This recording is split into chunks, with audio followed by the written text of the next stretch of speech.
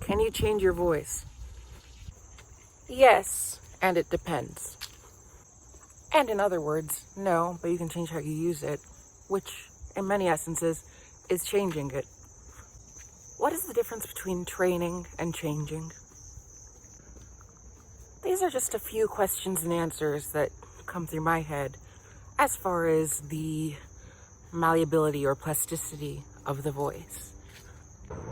Many people want to change their voices, not just trans people.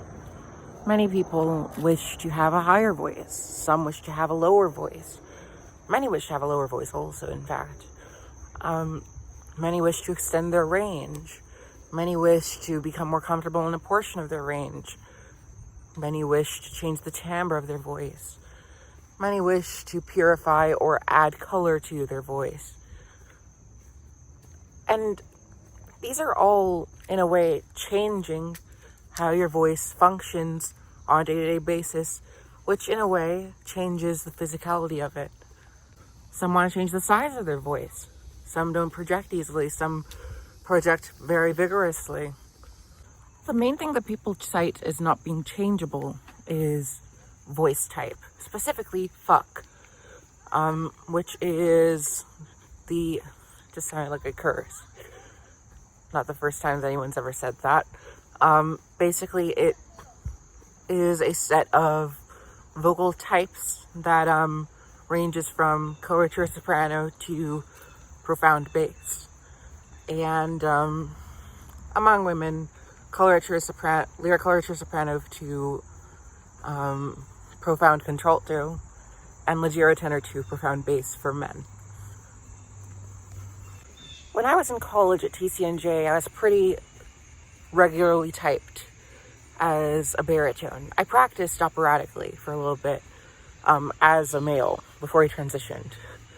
And it was an interesting experience. But the point is, I don't sound like one right now.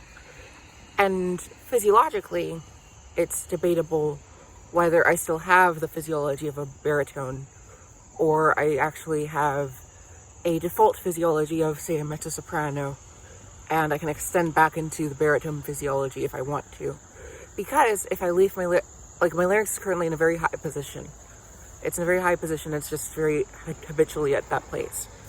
And it's done in such a way where there's enough chord closure or compression and enough vibration of the entire vocalis muscle that it sounds like a full female voice. But if I were to let that larynx go down, what you would hear is a much richer sound, a much darker sound. Crossing the street, I already looked, so it's not unsafe. Many people want to have a voice that is wide-ranging. So alongside my voice, well, let's actually talk about that for a moment, the vocal breaks. Is that a sign that my voice is fake, or is it a sign that my voice is not fully stabilized in the position and coordination that it regularly practices now? Because I promise you that when I talk to people, doing the upper notes makes me incredibly self-conscious, and it feels very precarious oftentimes to actually reach up to there, which isn't even that high. What I just did, that was that was F4. Yeah, so just making sure my perfect pitch is not perfect. So, but alongside developing a range, I've found that a lot of people who have, say, 4-octave, 5-octave ranges, they have lower voices that have been developed to the full extension of their low notes, as well as has practiced a sort of, recoordinating, we could call it feminizing even, to reach upper notes that are much higher than perhaps they'd be operatically trained for. And across the street again, this one is more barren as far as vehicles. There are people on the other side of the street, and in the days of COVID, that becomes a precarity. But yeah, to reach an F5 as a baritone, how does that happen? It's not uncommon, not hardly unheard of. You know, certainly in falsetto, most baritones are well capable of doing that, you know, if they are fully trained.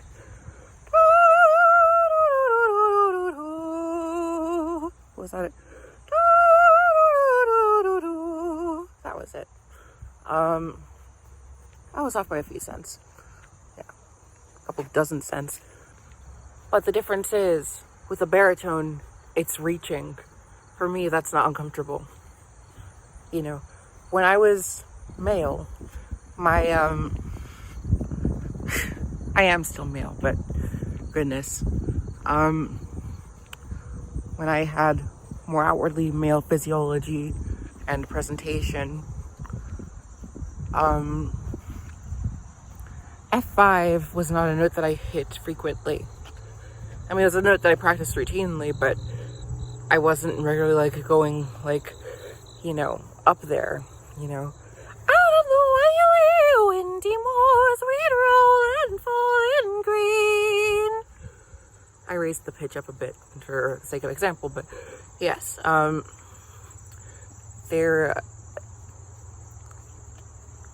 it wasn't something I practiced routinely, but now F5 is something I will hit routinely. And it doesn't feel, and with that, it doesn't feel like a note to reach, but a note to have. It's in my ken, easily. I'd say past A5 is where my voice begins to feel a pull.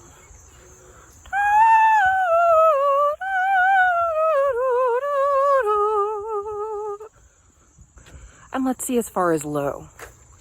Hi! Shit. God. That was scary. Right in front of me. Okay. But, like, for me to yell like that 3-4 years ago, it just wasn't happening. Even 2 years ago might have been a problem. You know? It was a C5 I belted. And, it felt natural. It felt instinctive. A baritone doesn't do that. Baritone doesn't do that. And it sounded like full chest. You know, ah! You know, that sounded real. But like to belt that in a baritone way, that'd be next to impossible for me right now. But if a baritone trains to reach C5 in full voice, he'd probably reach it in a baritonal way.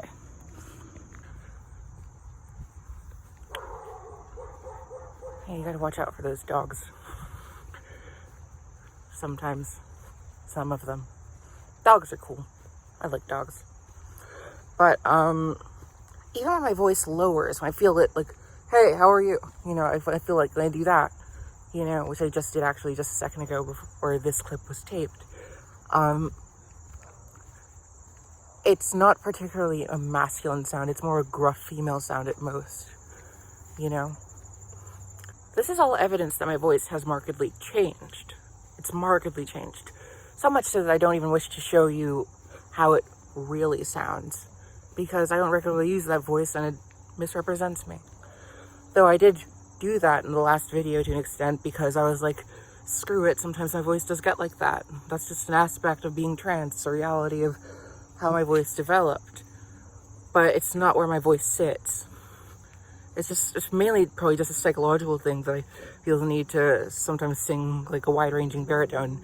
And even at that, I have plenty of notes, as evident in that video, that a baritone does not normally have, and that I didn't even have when I was, you know, 20, 21 years old. Oh yeah, as far as low, so...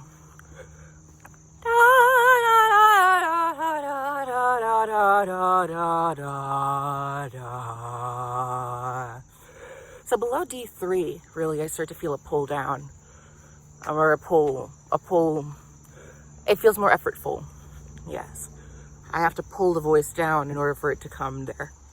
C3 felt like a reach. Down, down, down, down, down, down, No. That's about F sharp 2 that I reached, which is quite impressive for, a woman, doesn't really happen normally. That's evidence of remnants of the old range that I had.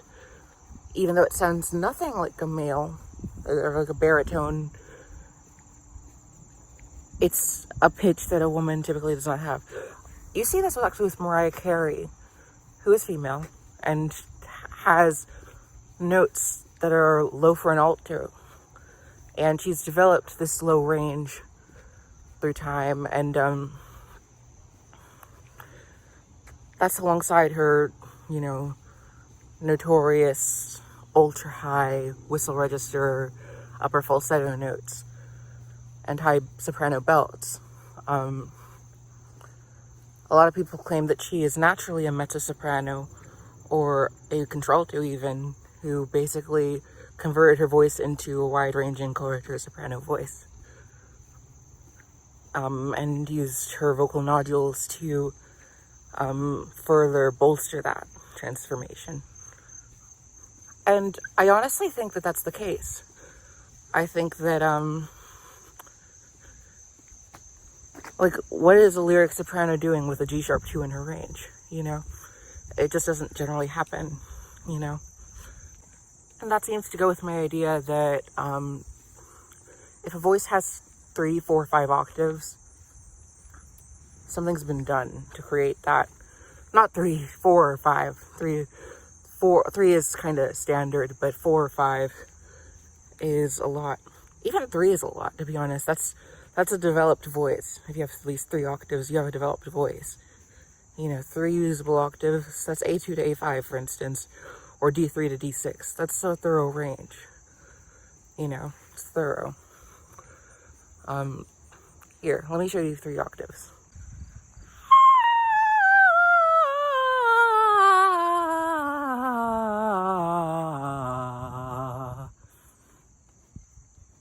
Another singer, actually, that fits that mold is Happy Rhodes. She's a really lovely singer from Pennsylvania. No, not Pennsylvania, New York. And she has a big following in Philadelphia specifically, or at least did. And was really big in the 90s there and 2000s. Goodness. And her voice is very interesting because the lower range almost sounds baritonal, but her upper range sounds like Kate Bush. So she'll have these passages like, introduce yourself, I know you know me well, you're my love, introduce yourself, come on. Come on. And then that same song she'll be like, stay in your place. It's like very brighter, much brighter. They're like, stay. I can't even do it properly because my voice isn't necessarily like that. It can be like that sometimes, but not today, I guess. Or not right now. But that's the thing. For her, that feels very natural. In fact, oftentimes if she goes high, she very seldom brings up her contralto weight into an A4 or a D5 or a G5. All notes that she's hit regularly. Maybe not G5, but maybe E5, F5. And her voice just feels natural like that. It has this bifurcated sound. For me, my voice regularly metamorphoses. Sometimes it is more lent toward an almost baritonal sound.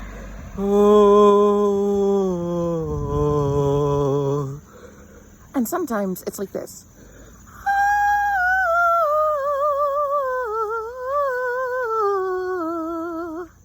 But wait, I thought I said that I couldn't do that at this point in time.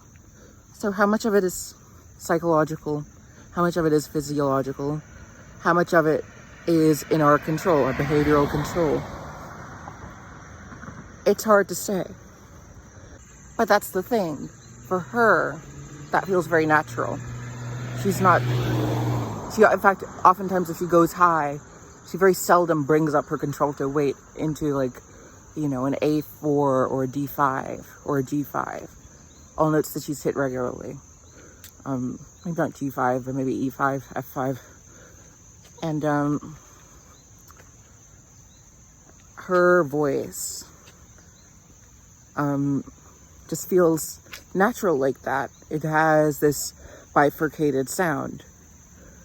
For me, my voice regularly metamorphoses. Sometimes it is more lent toward an almost baritone sound.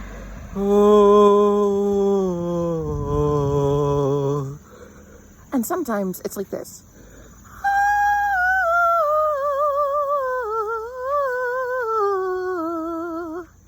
But wait, I thought I said that I couldn't do that at this point in time. So how much of it is psychological? How much of it is physiological?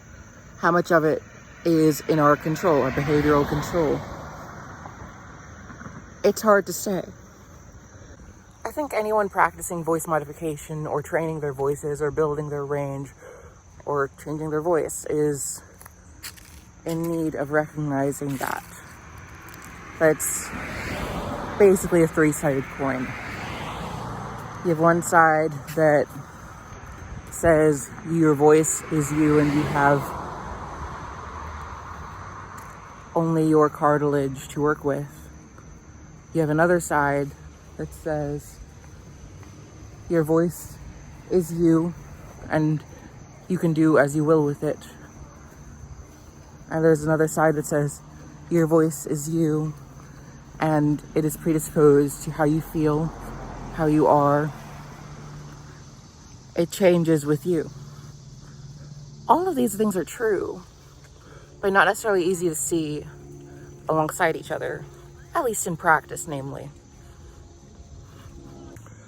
And to an extent, for instance with me, as far as range, I was practicing up to C6 basically as in high school, even as my voice was dropping. So, notes like that are relatively easy for me compared to someone else who might be in a similar situation, because I was constantly preserving the range that I had as a child. And that's something to keep in mind. Alongside the fact that some voices behaviorally are just more elastic than others. Some larynxes are, elasticity, agility. Those are skills learned. Those are skills to have. And some are just more predisposed to them. Considering that, the voice is not always in your hands to change. Sometimes it is. Oftentimes it is. But just as often, even perhaps 75% often and 75% not at all, deliberately not adding those up properly, it has to be kept in mind that you're here to express through your voice. The voice is the messenger of you. Why need to change the messenger? Unless it's getting in the way of the message, there's no need to. And yes, if you've watched this channel, I can belt. I'm just being very cautious because I'm out in the wilderness here, out in the suburban wild. But here, what can I belt?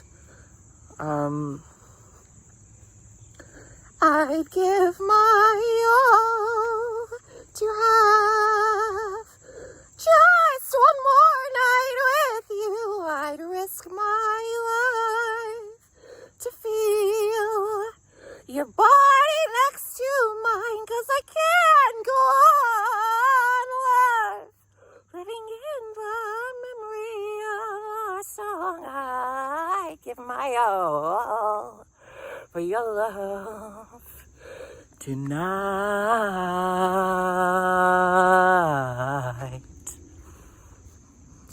Okay. Getting there. I think that's an improvement from the last time I sang that on this channel. But like even a song like that, like C3 to F5, I covered in that melody as written, almost as written. There are a lot of notes that are like meticulously written in that song, but yeah, it's wide ranging in a way that people don't. Thank you. People don't typically speak in, and that is definitely built to an extent. You know, it's built. You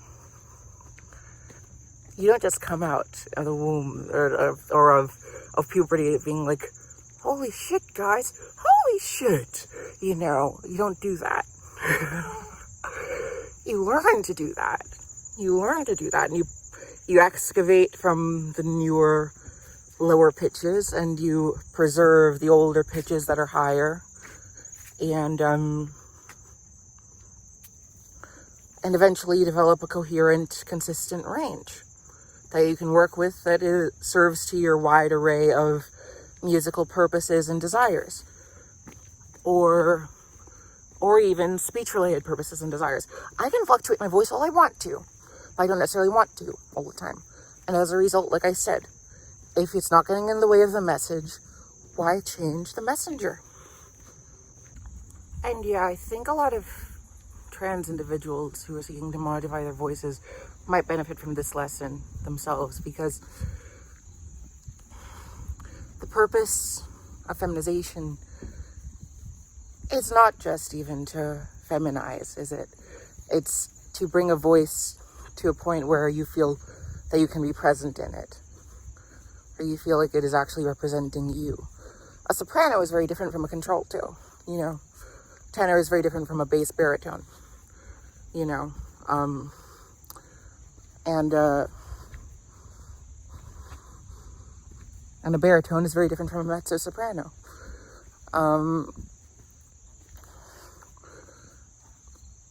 At the same time, at the end of the day, what you want is a voice that functionally expresses your ideas, functionally expresses you in that nebulous way that it can actually,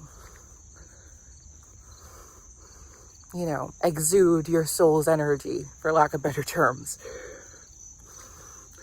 And I think that is training. You know, it should be thought of as training. Not as changing yourself, necessarily. Although, in a way, it is that. I think that, it should be thought of just as much, if not more, as training.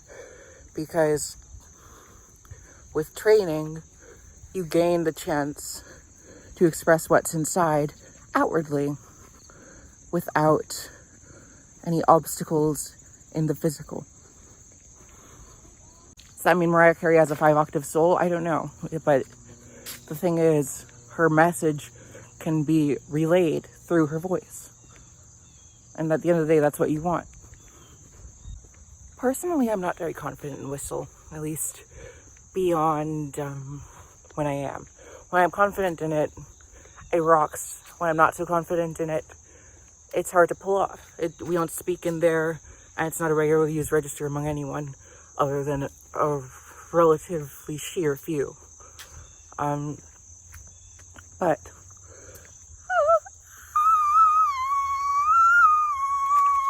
you know, I just ate also, so you know, not coming out very well. But the fact that I even have that available to me when it's not a very baritonal register, is it? And at most, my voice is high tenor right now, to be honest. At most.